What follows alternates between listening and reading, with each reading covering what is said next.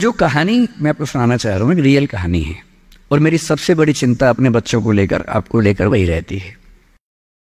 मैं जब भी कोई कहानी सुनाता हूँ नाम जगह वो सब बदल देता हूँ ताकि किसी की प्राइवेसी पर हमला ना हो। सबकी राइट टू प्राइवेसी है ना। एक बच्चा था जिसको मैं जानता हूँ, बचपन से जानता हूँ, बहुत ही जबरदस्त आर्टिस्टिक बच्चा, म्यूजिक का उस्ताद। उसके घर में लगभग सब लोग म्यूजिक के उस्ताद थे। इंस्ट्रूमेंटल म्यूजिक, वोकल म्यूजिक, हर चीज में अच्छा, पढ़ने में भी ठीक, बढ़िया। और जब हम स्कूल में थे, वो मेरी क्लास में तो नहीं था, थोड़ा सा अलग क्लास में था, पर स्कूल में बहुत पॉपुलर था being into music. I was in debating, he was into music. और बाद में उसने हमारा स्कूल छोड़ भी दिया कुछ समय के बाद, फिर वो कहीं और चला गया, फिर हमारा मिलना नहीं हुआ। उस समय ना तो व्हाट्सएप था ना यूट्यूब था, तो बाद में मिलने का स्कोप भी नहीं रहता था। जो एक बार चला गया वो चला ही जाता था उस समय। अब तो बच्चे जिंदगी भर दोस्त रहते हैं।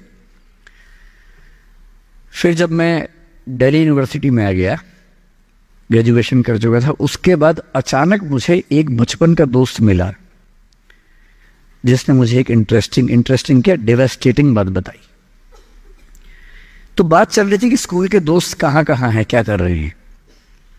तो बातों बातों में उसका जिक्र भी आया। तो मैंने बड़ी उम्मीद से पूछा, मैंने कहा वो तो बॉम्बे चला गया होगा, फिल्म इंडस्ट्री में चला गया होगा। तो मेरे दोस्त ने पूछा कि तुम्हें नहीं पता उसके बारे में? मैंने कहा नहीं। उसने कहा यार वो जेल में है, and he was one of the most creative students of our school. मैंने कहा जेल में क्यों है? बोले सच में नहीं पता। मैंने कहा सच में नहीं पता मुझे। बोले वो ग्रेजुएशन करने के लिए जब गया तो पता नहीं क्या हुआ, उसकी थोड़ी संगति खराब हो गई। बैड कंपनी जिसको हम बोलते हैं, जो इस उम्र में अच्छी लगती है, वही वाली। तो कॉलेज लाइफ में थोड़ी बहुत बैड कंपनी सबकी होती ही है, हल्की फुल्की होती है, एक सामान्य बात है। अच्छा, बच्चा बच्चा ना रहे ये भी तो अच्छी बात है ना। थोड़ा बचपन तो जीना भी चाहिए, थोड़ा शरारतें करनी भी चाहिए। पर किसी किसी का दुर्भाग्य होता है कि ज्यादा हो जाता है। उसके साथ ऐसा हुआ। उस सब प्रोसेस में उसको ड्रग्स की आदत लग गई। और ड्रग्स एक ऐसी चीज है, एडिक्शन ऐसी चीज है कि उसमें वन वे रास्ता होता है, टू वे नहीं होता है। आप जा सकते हैं, वापस नहीं आ सकते। मतलब 1000 लोग जाएंगे तो उनमें से एक आध वापस आएगा, वो भी इतने मुश्किलों से जो ऑलमोस्ट इम्पॉसिबल है। I have seen many such cases. Social welfare department से मेरे कई दोस्त ऑफिसर्स हैं, तो मैं उनसे जब पूछता हूँ बताते हैं मैंने ऐसे लोगों को देखा है 10-10 साल से स्ट्रगल कर रहे हैं, एडिक्शन से बाहर आए कि नहीं आ पा रहे, खत्म हो गए हैं। उस बच्चे को ड्रग्स की आदत पड़ गई कॉलेज में जाके, पेरेंट्स को पता ही नहीं था। तो जब पेरेंट्स को भनक लगी तो उसको दबाव बनाया कि तुम घर आ जाओ। अब वो जिस कंपनी में था, दोस्तों वाली कंपनी में, वहां अब ड्रग्स बहुत महंगे होते थे, पैसे घर से बहुत कम आते थे, जितने पैसे एक मिडिल क्लास फैमिली दे सकती है।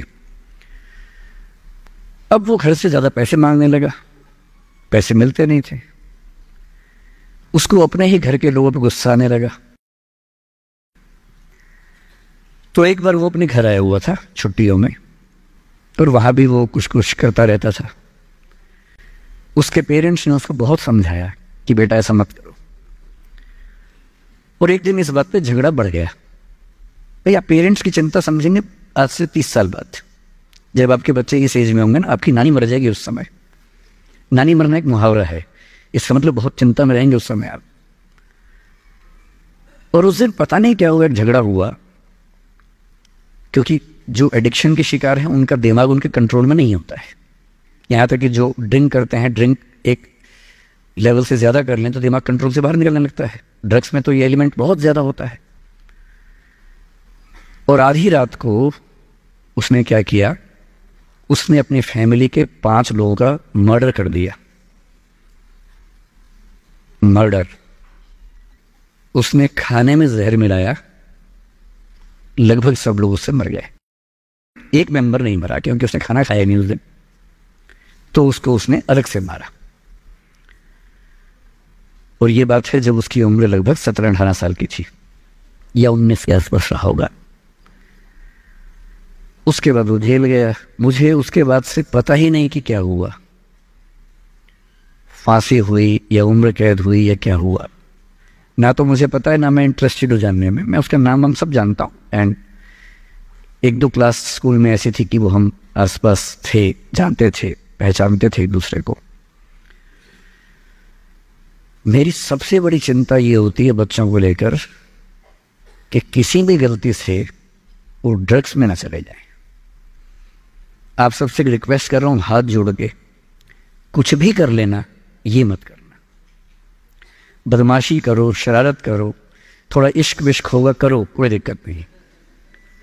किसी को चीट मत करना, ड्रग्स में मत जाना, क्योंकि इन रास्तों पे जाने के बाद वापसी का रास्ता नहीं है, पूरी जिंदगी खत्म हो जाती है।